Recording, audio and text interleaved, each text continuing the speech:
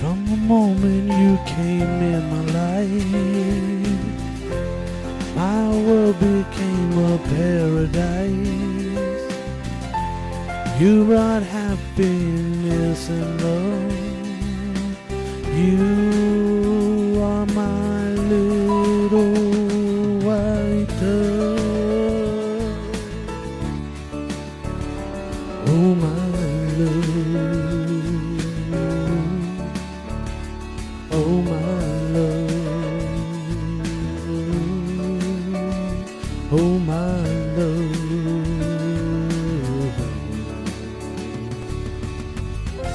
Every time I look into your eyes,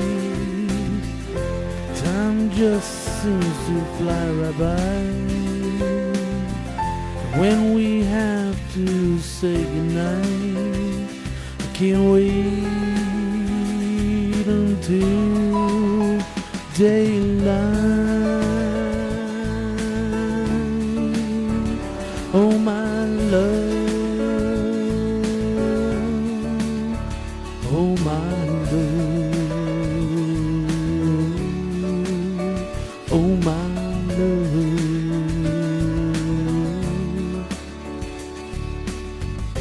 From the moment you came in my life, my world became a paradise.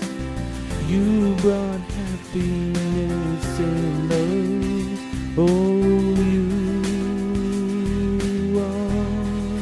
my white dove.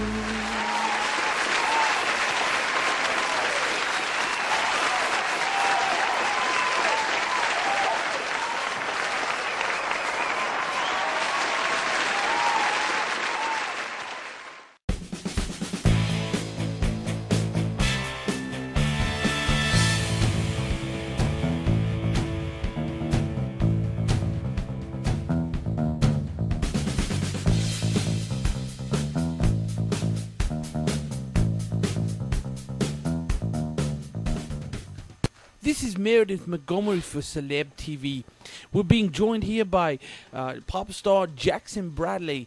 And Jackson has just completed a concert here in California. And I have to say, it was a tremendous concert, to say the least. Thanks. Jackson, I have experienced you live several times. And I really have to say, you really leave everything on the stage. Well, we try. I think all performers feel the same way as I do. The audience is paying their good money, okay, to come and see you in concert, and so it is up to us to absolutely give the absolute best performance we possibly can. We can't go halfway. We got to go all the way. We got to make sure that we give our best when we're out there. If we don't give our best, then they're not getting their money's worth. And so, yeah, that's what we do. That's why we give our best whenever we're out there. Yeah. Excuse me. You were a pastor for a long time before you became a pop star. Why did you give up the ministry, and did you ever regret doing it? I'm not ashamed of what I was.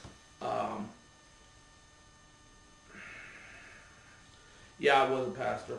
Yeah, I was an assistant pastor. My father was the senior pastor. I was the assistant pastor, and that was what it was for years. And I was happy with that. I mean, that was fun. Doing music in the church and all, just as many musicians do.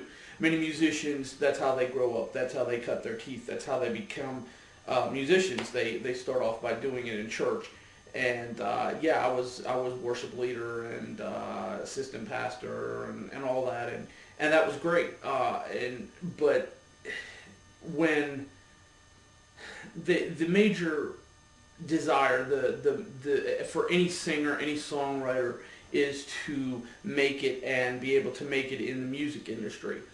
And when they came to me, when the company came to me and said, hey, we want to put you out there and let you tour the world and do all this, I mean, you know, I would have been a fool to say no to that. So, yeah, of course I took it. Do I regret it? No, I don't. I don't regret it at all. I mean, I've had an amazing life. I've had an amazing experience. I'm living my dream of going out and singing and doing this. Yeah, so it's been a tremendous thing. It's something that I could never have dreamed would have happened, but it did. And yeah, I'm having a blast. I'm absolutely having a blast. There are rumors going around that you may be touring the UK. Is there any truth to those rumors? Well, I can't go into great detail about that because there's an announcement coming and we still got some things going. But let's just say stay tuned real soon, and probably many people will be surprised about where we're going to be going. Okay, I'll just leave it at that. Well, I understand that. I understand. We want to thank Jackson Bradley for joining us here on Celeb TV. Thank you guys for having me. I appreciate it very much. This is Meredith Montgomery reminding you to keep it locked here to Celeb TV for all the latest info on your favorite celebrities. And don't forget to visit us at celebtv.com, and we'll see you next time right here on Celeb TV.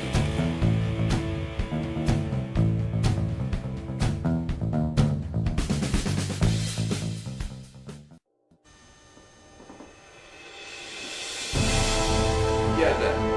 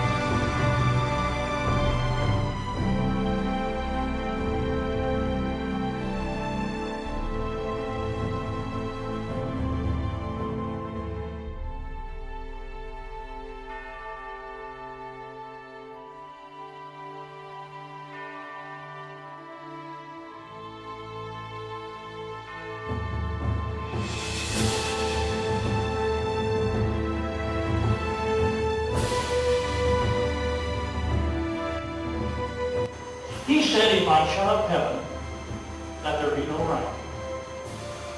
That is, a drought developed, and a drought in the Middle East was a very serious thing. It takes quite a while in our country for a drought to occur because we usually have plentiful rain supply through much of the nation and without too much problem. But he says, if I shut up heaven, that there be no rain, and a drought occur, how serious that will become. Or if I command the locusts to devour the land, and when the locusts would come into great swarms across the Mideast and across Israel, they would literally denude any crop that existed. I mean, it would be completely wiped out. And there would be a tremendous famine develop. And by the way, Israel was the subject of repeated famine and drought again and again and again throughout their history because of their disobedience. Because they ignored what God told them to do. Because they said, hey, we're going to do our own thing and we're going to be our own person. I fear that our nation in itself is in for many serious calamities to occur in the next several years. I just believe that God is near returning, and I believe we're going to see some things happen in this country. If we don't pray through and get hold of God and get victory, we're going to see some great tragedies happen. They already have begun. You look around you, imagine a society where a drought that would occur that would literally cause the nation to be thirsty. And I think we're thirsty already. We're thirsty for the Word of God. We're thirsty for it, and we're not getting it. The Bible says, speaking of famine, says in the end days that there will be a famine for the Word of God. Hello, Jackson. Just wanted to call and tell you I'm sorry about your father. He was a great man of God.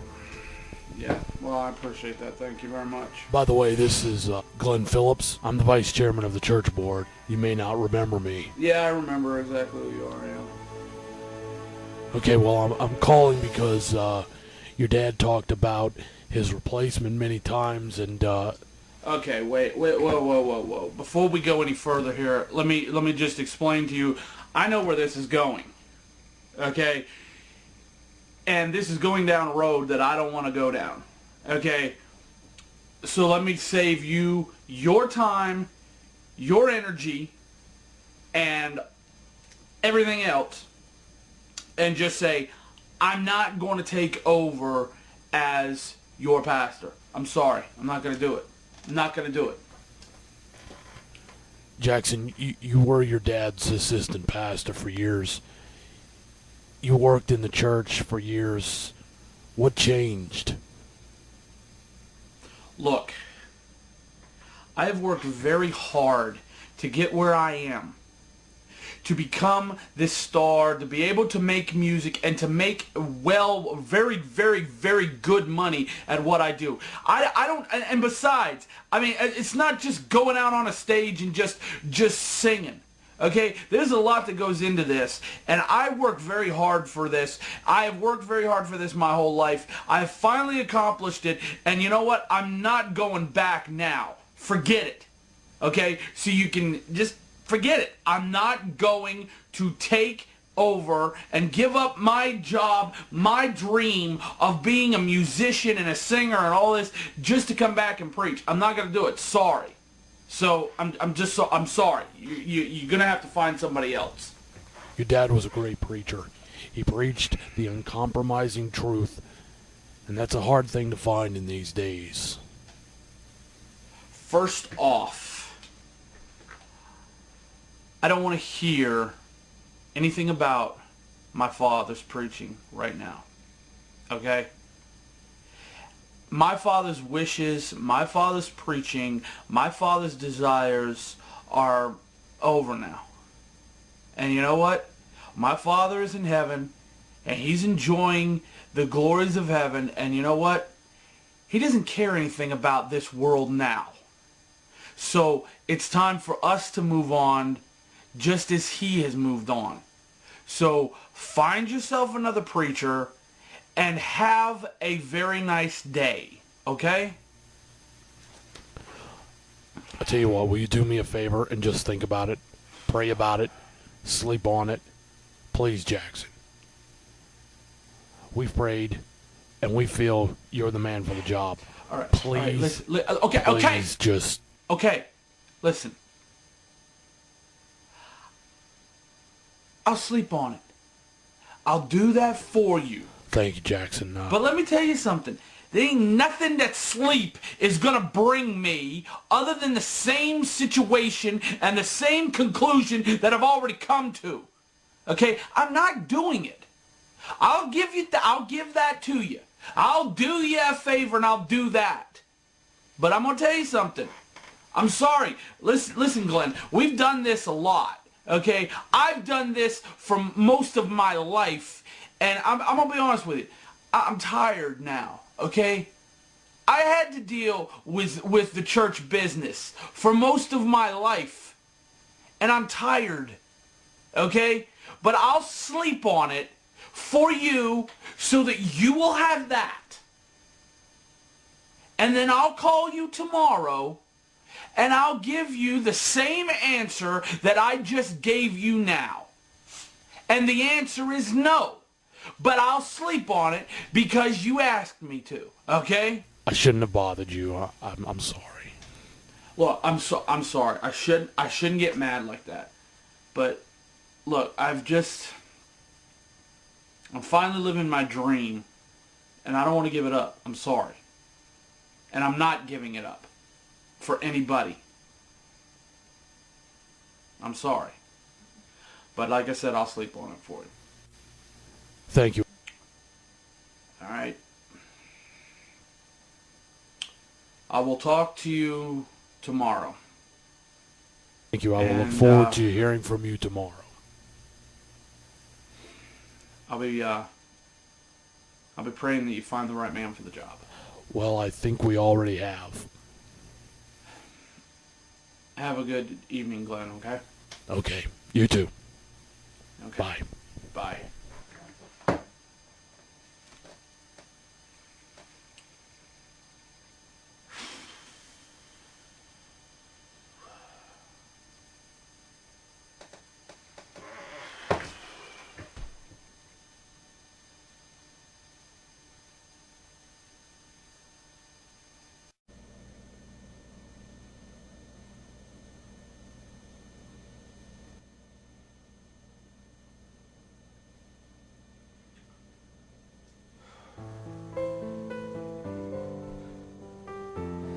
You know what?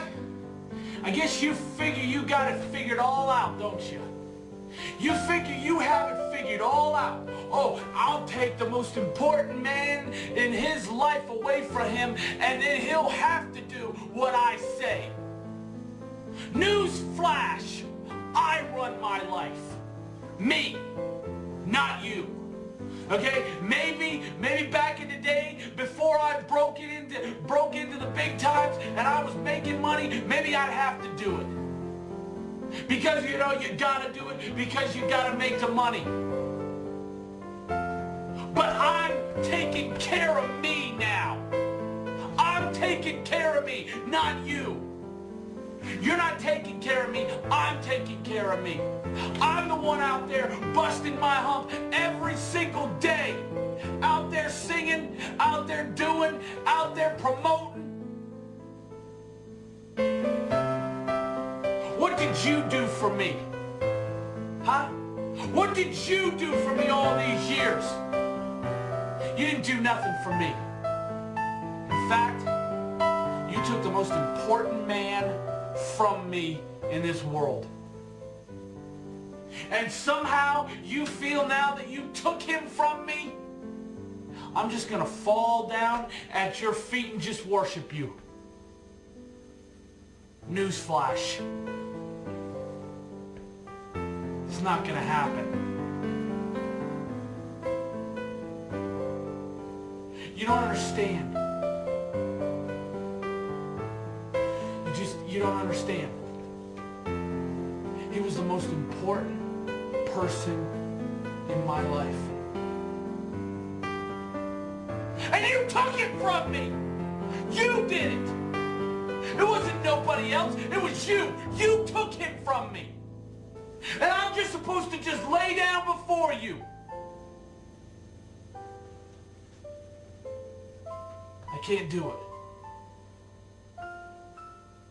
They call me on the phone, say, we want you to be the preacher. We want you to take over where your dad left off.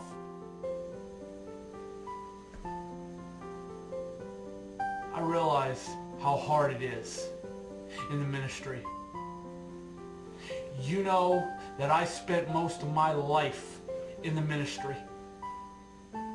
I worked hard in the ministry. I was my father's assistant pastor. I worked alongside him all those years. I watched the pain in his eyes, and I watched the horror in his eyes when he saw things happen to him, when people got mad, when things happened, and they called him everything but a gentleman. And I'm supposed to sit here, run back to that, and do this?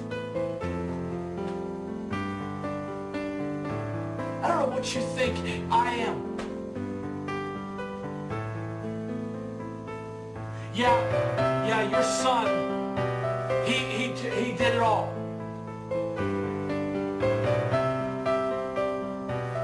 Yeah, he did it all. He took care of everything. He went through life. He was called everything but a gentleman. They spit at him. They beat him. And yeah, they crucified him. I know that. But he wasn't all man. Half of him was God.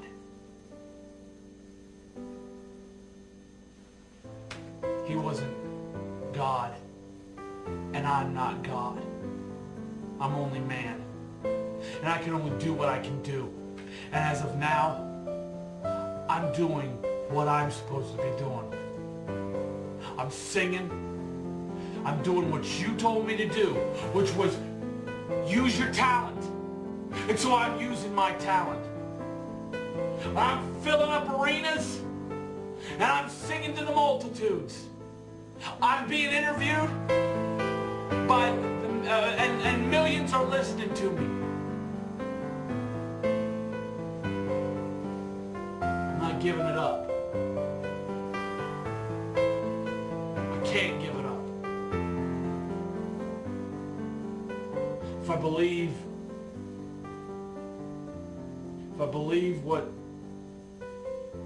what I truly believe is true, you put me in this position. Why would you take it away from me? I'm not giving it up and coming back to the church. And there is nothing you can do about it. I hope you understand that. There is nothing you can do about it.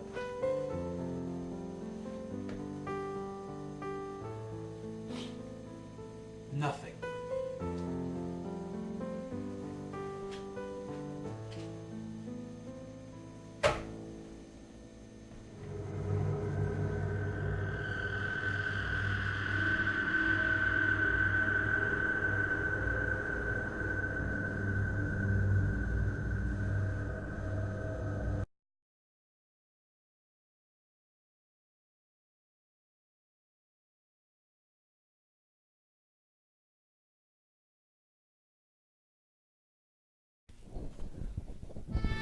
Rick Wolf, deer hunting, has a chance encounter of a wild kind.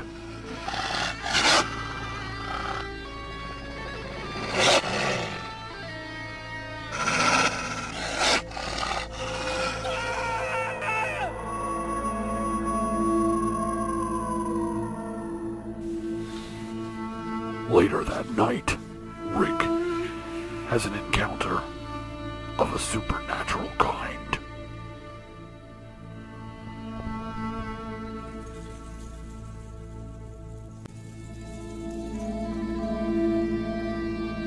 Wake up, Mr. Wolf. We have things to discuss. Looking for this? You have been bitten by the cursed wolf. The curse of the werewolf is not that you transform into the wolf.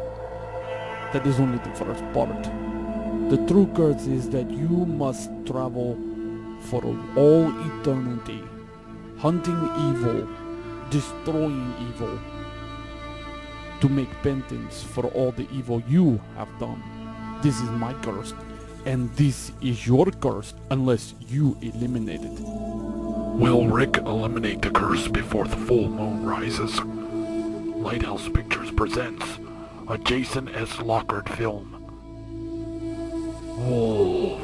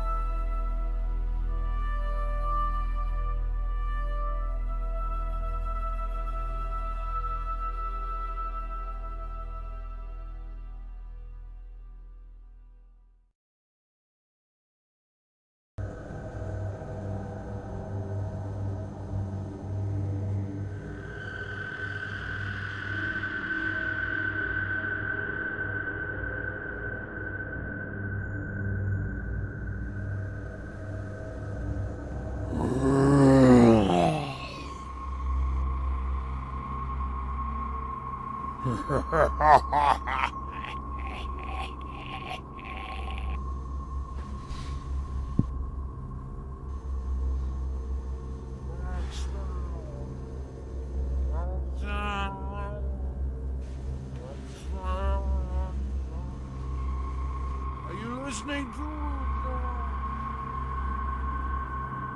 Hold me, son, hold accent, Jackson,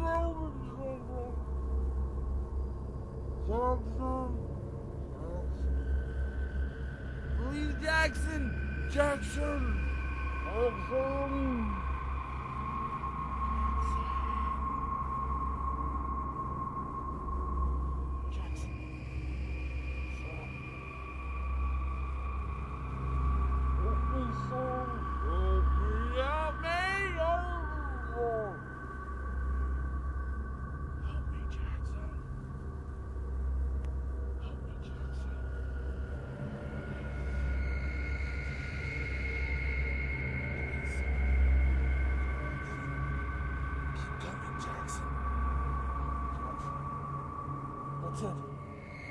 That's it, Jackson. Help me.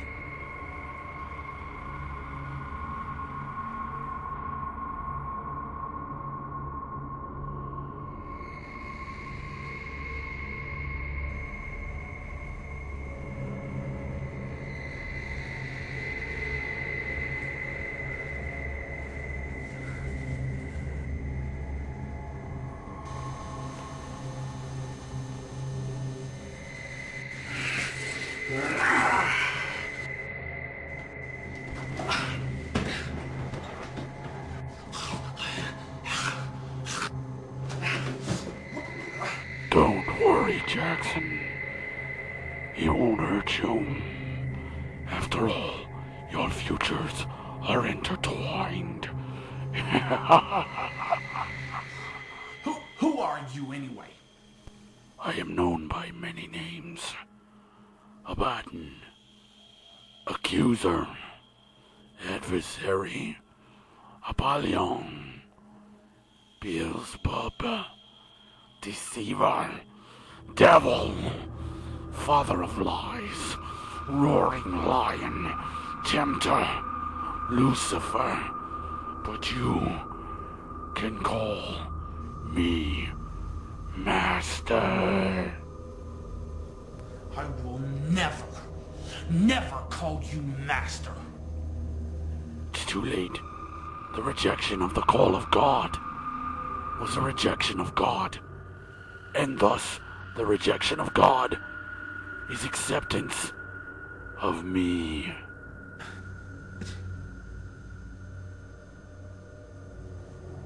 I don't want you. Welcome to my kingdom, Jackson Bradley. Your future is set.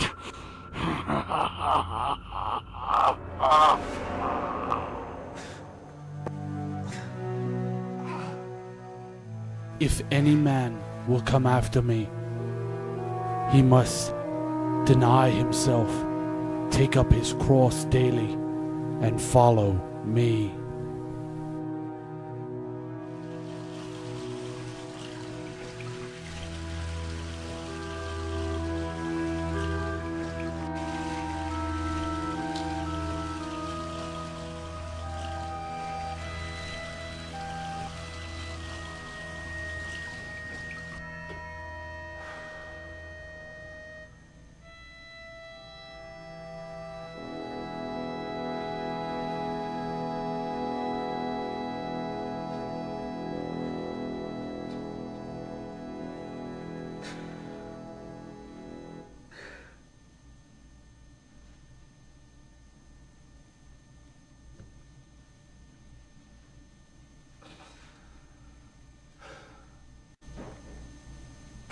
Forgive me.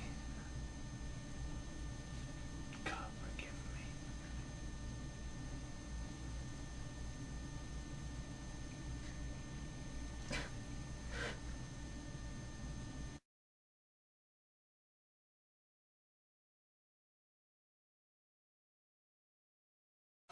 Okay, you're gonna have to bear with me here. It's been quite a while since I've been here. Probably, as many of you know, seems like eons ago, I was assistant pastor here under Jeremiah Bradley.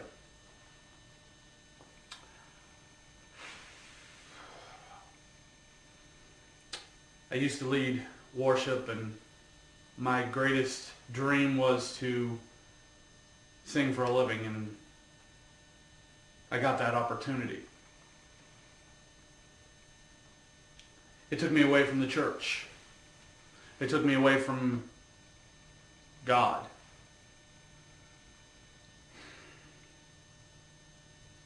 As I got a call this week from Brother Glenn, he said the church board asked if he would talk to me about becoming full-time pastor, following my father's footsteps. This was a tough decision. On one hand, you have money, fame, fortune, all the things of this world that people say make life worth living.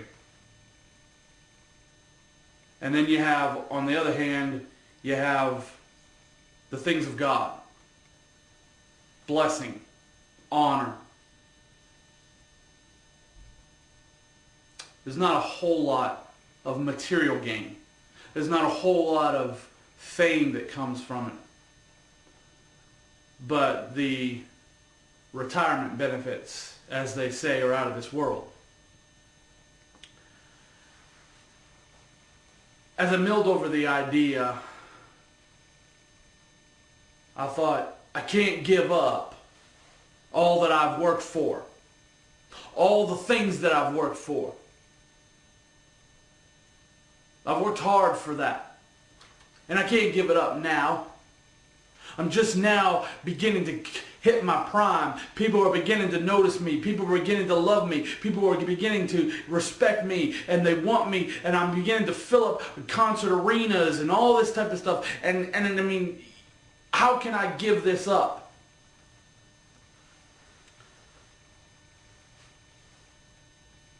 So I had an argument with God. You say, Pastor Jackson, you had an argument with God? Yes, I had an argument with God. I told him I'm not giving it up.